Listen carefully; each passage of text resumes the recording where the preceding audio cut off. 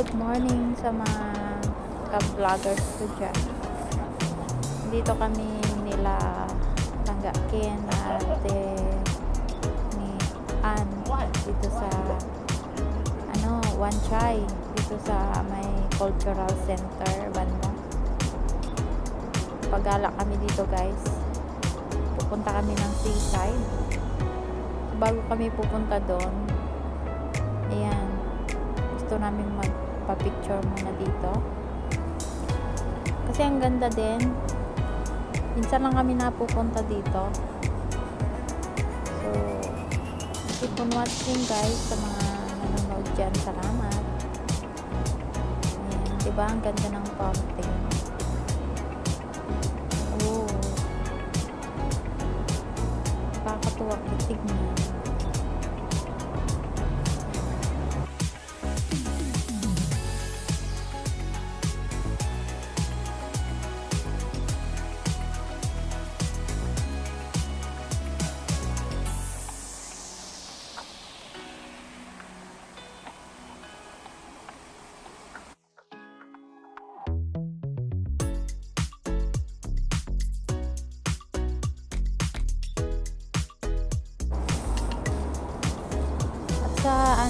Sa paligid nito ay may mga magaganda ring bulaklak, 'di ba? Napaka-attractive ang mga bulaklak niya. Ang lamig-lamig pa ng panahon. Alam niyo guys, yung mga building dito napakaganda, malalaki. Ito po yung yung tower na cultural center. Ba ang tataas, bihira lang dito sa Hong Kong yung mga building na napaka baba, puro matataas, at saka ang ganda talaga yung pagkagawa ng mga buildings, pagka-design. So ang galing nila guys. So ayan po,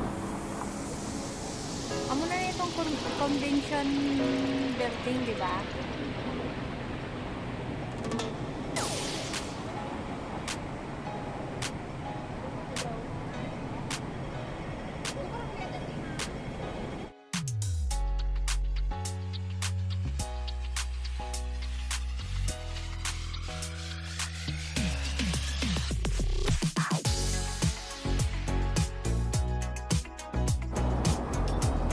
Ayan, kasama ko si Langgaken. Tignan nyo guys kung paano maglakad si Langgaken sa hagdan. Ayan. Ayan, di ba? Sexy. Kasama ko yung dalawang mga dalaga. Walang mga boyfriend. Ayan. Gagala daw kami doon sa seaside. Ang bilis nilang maglakad guys. Ayun oh, ang ganda ng building na yun.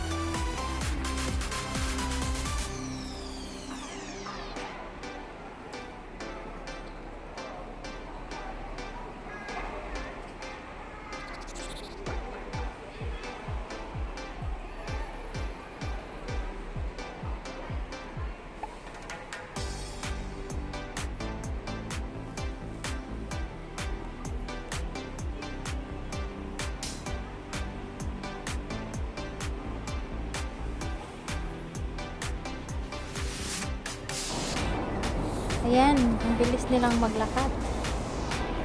Parang hinahabol sila ng ano. So makikita nyo guys, diba? Sa mga malalayong lugar, makikita natin yung mga nagagandahang mga building. Ang ganda ng mga pagka-design. Diba? Yan po yung cultural center. At ayan. Diba? Ang ganda. Gusto ko lang i-share kasi ang ganda kasi sa mga hindi pa panood dyan, nakapunta, pwede kayong pumunta dyan. Ayan. So, sa kabilang dagat, makikita natin yung pinakamataas na building dito po sa Hong Kong. Yung tinatawag nilang Sky Tower. Gusto ko rin makapunta dyan sa taas na yan, sa building na yan.